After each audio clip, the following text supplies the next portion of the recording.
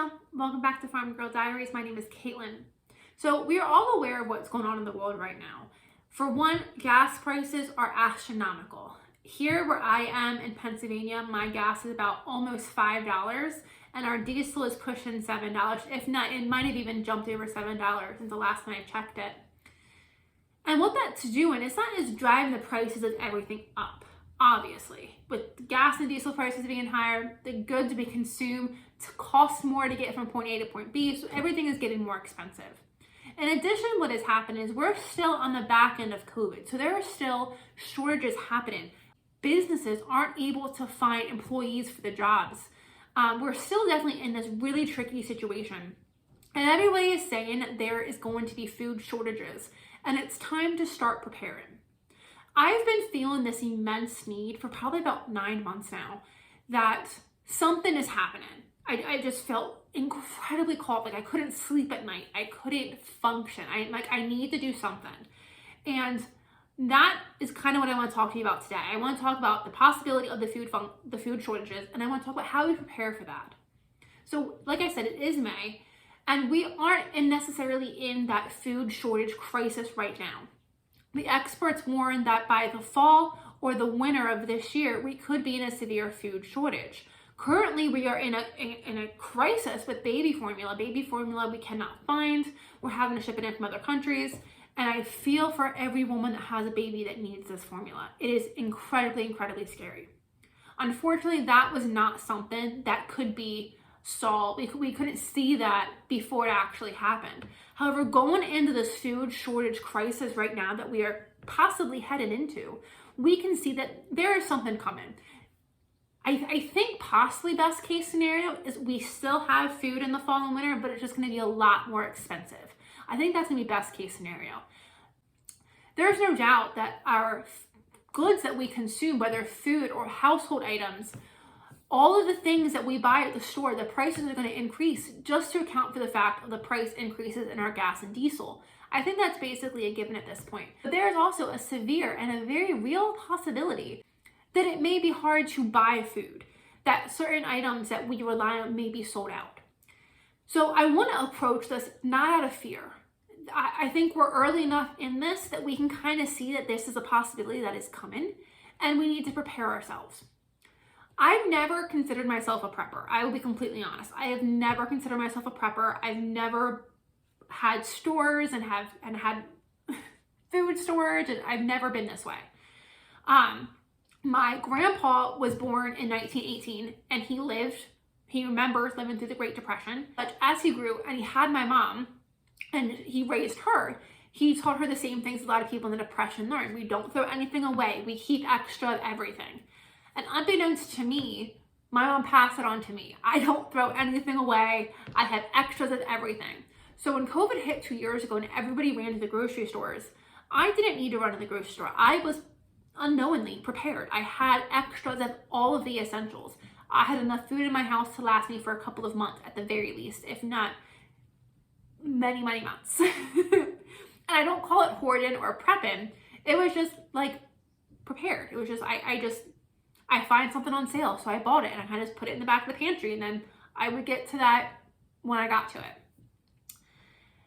So I've never considered myself a prepper. And now when COVID happened, and now with everything that keeps happening, I think for the past 2 years, it's always been the unknown fear that is coming. For 2 years almost, it's probably COVID coming back, COVID's coming back, COVID's coming back. And then I'm not even sure what it was. I think maybe it was the war in Ukraine. There might have been something in the middle there. I don't remember. I try to block a lot of the stuff out. Now it's the food shortages. For a while, I think it was the idea of COVID and the flu kind of creating their own variants. There's always, for the past 2 years, I feel like been something kind of like off in the distance that we need to be afraid of. We need to fight for, or we need to be afraid of, we need to prepare for it. I've never been a prepper by any means, but I think the instability that is happening in the world right now, especially in the United States here, and I just feel called to prepare. So I'm not going out digging a bunker. I'm not wearing my tinfoil hat. I'm not being one of those crazy preppers that we all saw in the old movies. I think that idea of prepping has long been retired. But I am preparing for anything. And it could be anything. It can be another COVID variant, or God forbid, something else like COVID. But it could also be something more along the lines of a job loss, a death in the family, a catastrophic event like a tornado or a hurricane or a flood. It could be multiple things that could put your family in a situation where you don't know where your next paycheck is coming from. You don't have money to feed your family. The store got wiped out by a tornado and you're not near another store. There could be multiple different scenarios that could potentially happen. And as we sit back and we watch this baby formula crisis unfolding, and we're seeing mothers struggling to feed their babies, all I can say is, if we can prepare for the future, that what the future might hold, we need to start preparing now. So what I wanted to do with this video, again, is not to strike fear. It's not to scare you into going out and buying everything you possibly can. What I did for my pantry, and this is what I want to show you. I want to show you my pantry, what I kind of have done to stock up, and how I feel prepared with whatever is going to happen. I'm ready to tackle it. So what I've done is, every time I've gone to the grocery store, whatever I'm going in for, sometimes I just run in and I need a bag of dog food, or I need a can of mousse, or I need this, or I need something. I buy one extra thing. So if I went in there for a couple weeks ago for a can of mousse, buy one extra thing, and it can be anything. It can be a box of tissues. It can be an extra bar of soap. It can be an extra canned item. But get in the habit of, every time you go into a grocery store or a store that sells something you use, buy an extra. And that's a really quick, cheap, and effective way to build up your stock. So that's really how I helped build up my stock in the beginning. I really kind of just bought one extra thing every time I went into a store. Cheap, doesn't cost a lot of money. So the next thing I did is I shopped sales. So I just went, there was a store closing near me, and they had, everything was like 50 to 75% off. And they had some oats. They had a whole, I got so much stuff, but the two I'm gonna focus on today, they had some just steel cut oats, and they had containers of grits. And I love me some grits. So I got 4 big things of oats, and I got 4 things of grits. I think the grits were like 70 cents. I think these were like $1. Super cheap. So I just stocked up on them. And then what I'm doing is I'm just transferring them into these big half-gallon mason jars. And we're going to discuss the different options for food storage in a little bit. But that's another way that you can quickly and easily stock up. If something's on sale and you know your family eats it, like I eat a lot of oats. I love to make baked oatmeal. I love to make just like overnight oatmeal. Grits I eat all the time. So these are things that are not going to go bad for me. I'm 110% going to use them well within their time frame. And if I can get them on sale, I want to get them on sale. So the next thing that I did is I bought some of the essentials. So part of being a homesteader and being self-sustainable is a lot of things you already make for yourself. That's the whole kind of process. I don't want to buy a lot of processed foods. I want to make everything myself, to cut out preservatives, to cut out how much it costs, to help like cut the price, to know exactly what I'm putting in it, to be able to customize it my way. There's a whole bunch of reasons. But in doing that and kind of already making my stuff homemade, there's definitely a list of items that I know I use a lot and I know I want to make sure I have on hand. Number one for me was flour. There was, I think, a flour shortage for a little bit. I think it was probably all over, maybe just because of the price in wheat. And there was, I know for a while there was a scare about pesticides, and there's a lot going on in the world. But when it came to flour, flour is one of those things that I need to have a lot of it on hand at one time. And you can buy flour both in small bags, but you can also go to places like Costco and Sam's and buy 50-pound bags of flour. And that's what I like to do. I actually bought my bags from Walmart, I bought multiple 10-pound bags. And I love to have a lot of flour on hand, because flour is something that you can mix with very little and you can have a lot. Make pasta with it: flour, eggs, water, pasta. You can add a couple things to it, make cake. You can make scones, you can make pie crust, you can make hand pies. There's so many things that you can do with just regular flour. So for me, that was something that I needed to make sure I always had multiple bags of flour on hand. If we need to, if it gets to desperate times, We can even make hardtack. Hardtack people survived on in the Civil War. We could do it again. But flour is just one of those things that for me, I just felt really called to make sure I had a lot of flour. And again, I use a lot of flour, so I definitely think that I'll be able to keep that quickly going through my rotation. Because I do sourdough bread and I have a sourdough starter, I also want to make sure I had plenty of unbleached flour. So when I say plenty, I probably have about 50 pounds of each in my house. Now, it's just me, and I would go through 50 pounds if I was cooking at home every single day, probably in about 6 months. Because I do make a lot. I like to bake a lot. But I like to make sure I have plenty of unbleached flour on hand so I can keep that starter active. And again, by keeping that starter active, I can have all the homemade bread I want. In case there's a situation where I can't go to the grocery store, in case there's a situation where I don't have the money to buy food, in case there is nothing to buy, there is no flour to buy, there is no bread to buy, or whatever the case may be, I have the materials that I need to continue to make it. With yeast, you would still need to buy yeast and make sure it's alive when you use it. So that's why I like having a sourdough starter, because it's alive kind of forever. As long as you keep feeding it, it's gonna live forever. And yeast definitely has a shelf life. So I prefer having a sourdough starter. And again, all you need is flour and water to keep that going. So I really prefer to have flour of different kinds, just kind of like in my pantry, ready to go. Next is sugar. I don't have a ton of sugar put back. I think probably 15 pounds, and you can buy it in 10-pound bags. You can even buy it in 25-pound bags for sure.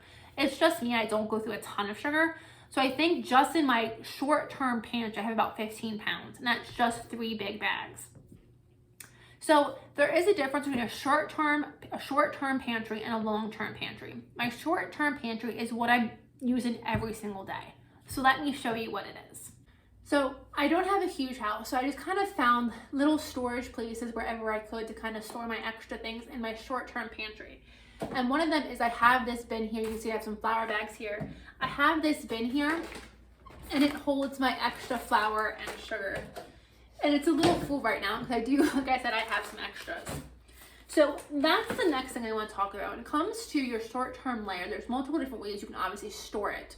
And the one way that I'm looking to store mine, I just haven't had the money to do it yet, is buy food grade buckets. You can buy some good food grade buckets, 5-gallon buckets, that you could keep all of this stuff in. It would keep the bugs out, it keeps it nice and sealed, and that's a great way to store your short-term layer. I also have this big pantry, and in here is both my working pantry, where it's everything I use on a daily basis, as well as some of my extra stuff. So I just want to go over some of the extra stuff that I like to keep on hand to make sure that I have plenty of things. First is cornmeal. I always have cornmeal. This is the one I'm working out of. I do have another bag put back in my short-term layer. So when I'm out of this, I still have plenty of cornmeal.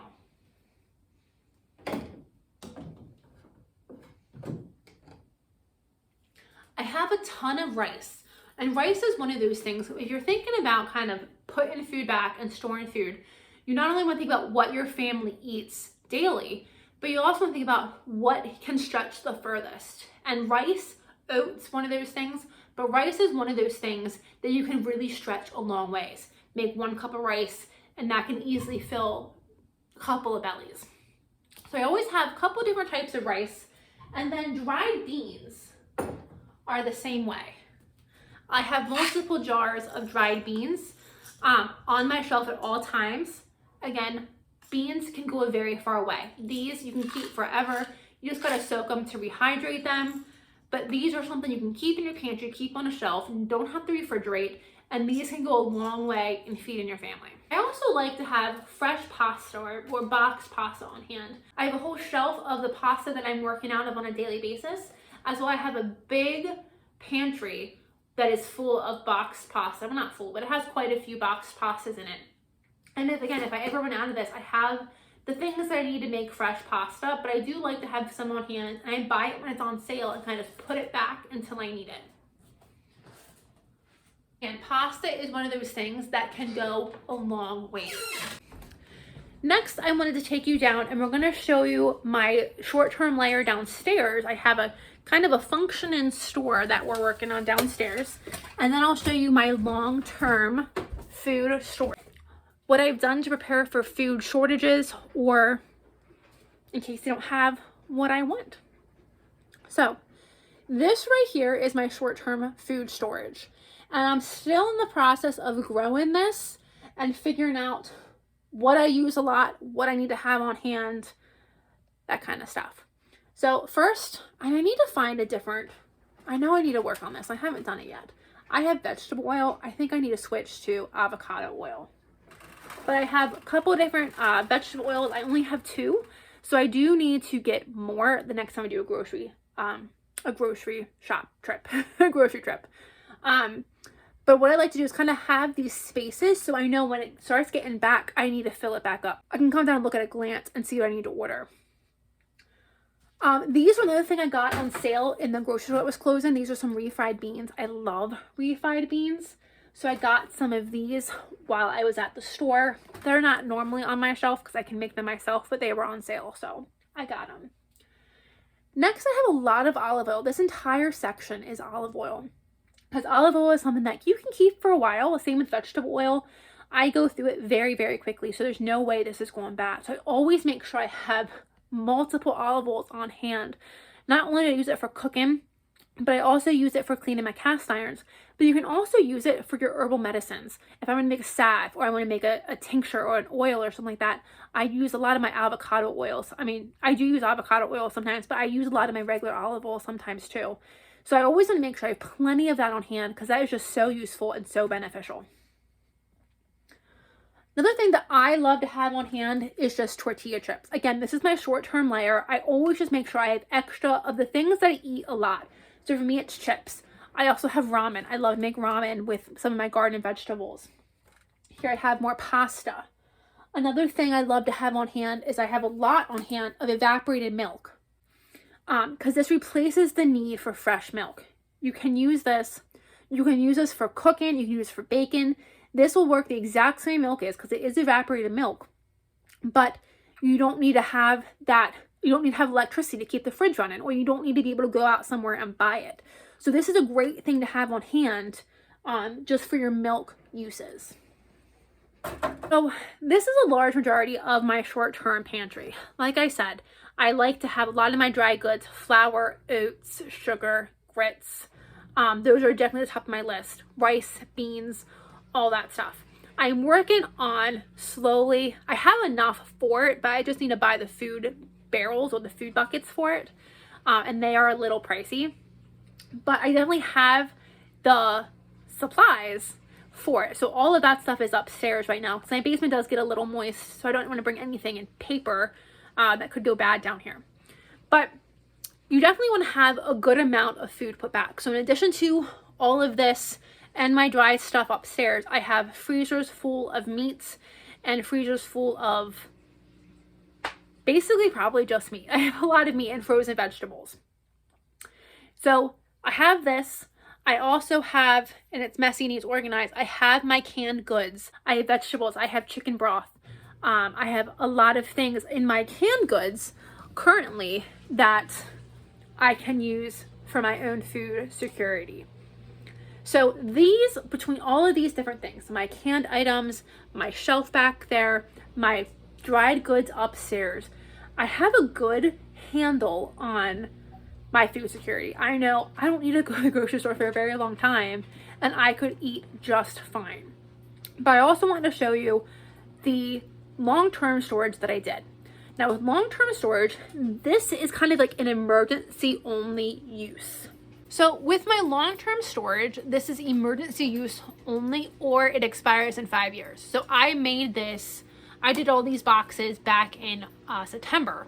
I did one for me, I am holding one for my friend, and I had my mom's here. So I'm holding everybody else's. So I'm definitely good when it comes to food. But I did these for long-term storage, and these aren't something that you would want to open up just because. This is something that if there's an emergency, this is the box that I'm grabbing to get out.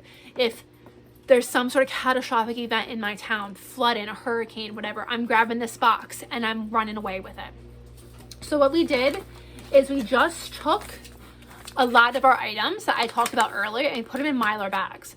So Mylar bags can be a little bit expensive, but this is a great way to have your long-term food security.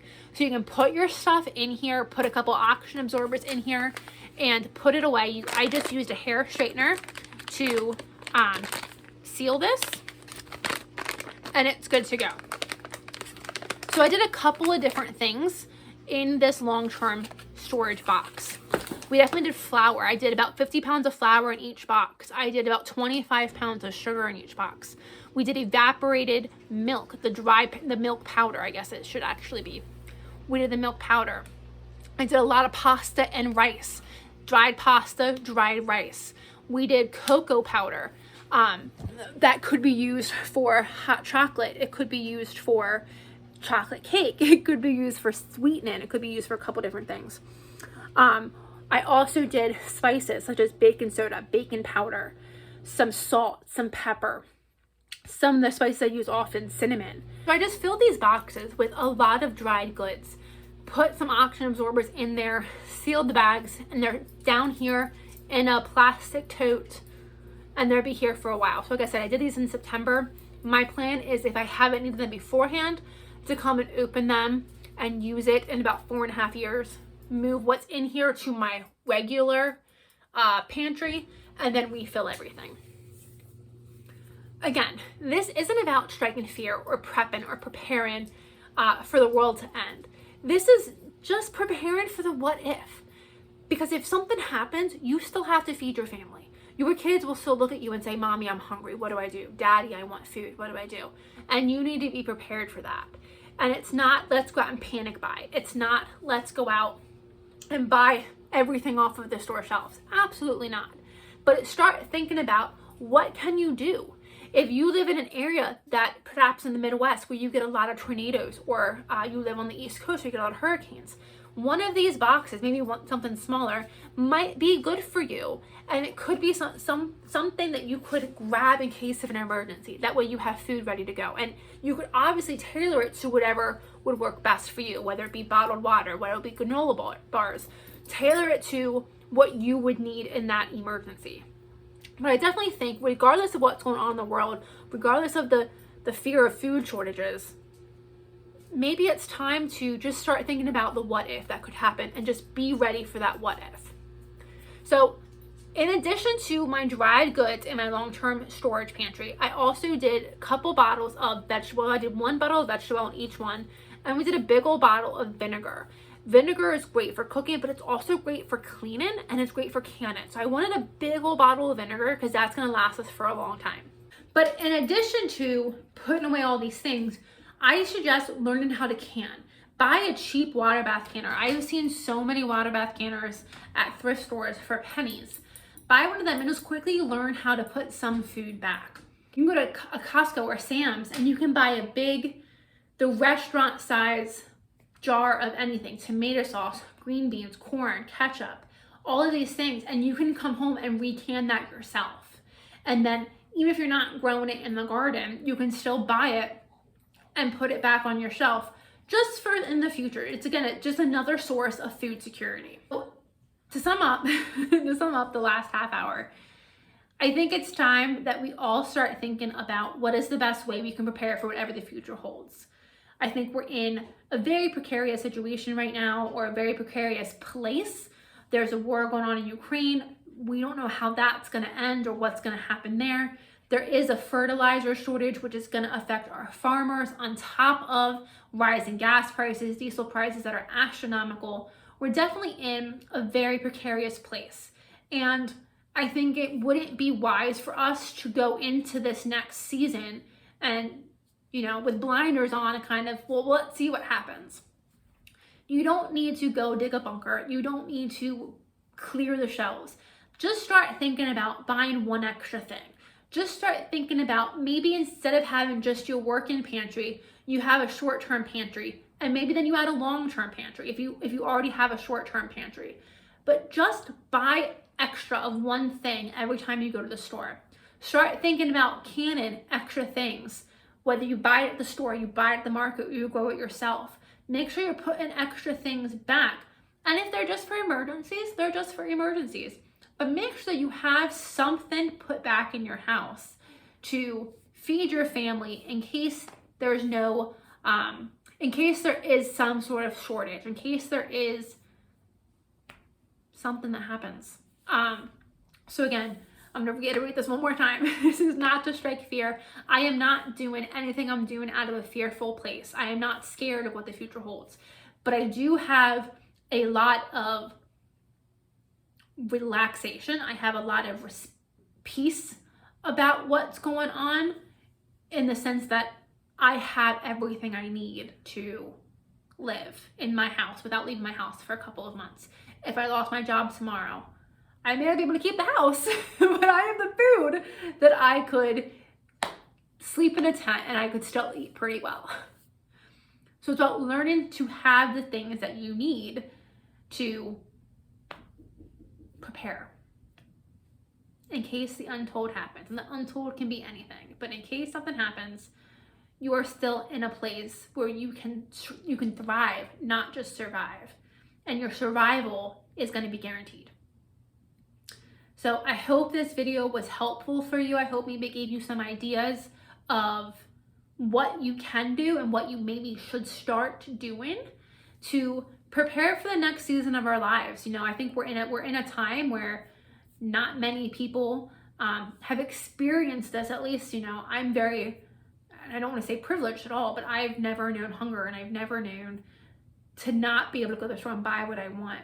And I think that's something that I'm gonna come to terms with over the next couple months. I'm not gonna buy what I want to buy, but this is something that we can do, that we can kind of make sure that we're in a good place just for whatever happens. And if nothing happens, that's obviously great. If nothing happens, if there's no food shortage, that's great. This is all stuff that's still gonna get eaten. So we're not buying stuff out of a panic. We're not buying stuff just to put back. We're buying stuff that we know we use, and we're buying extra so that we know that we have it in case we can't buy it in the future, in case the store doesn't have it, or the store is not there, or whatever the situation may be. We're buying stuff so that we know we have it.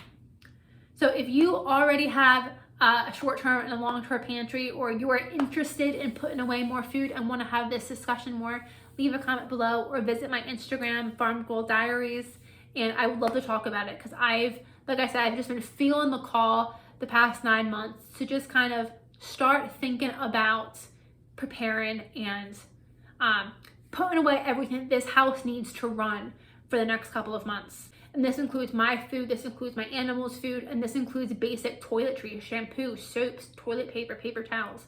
Again, no panic buying one extra thing at a time to make sure I could last a few months without going to the store. So I hope you guys found this video informative and enjoyable, and I'll see you on the next one.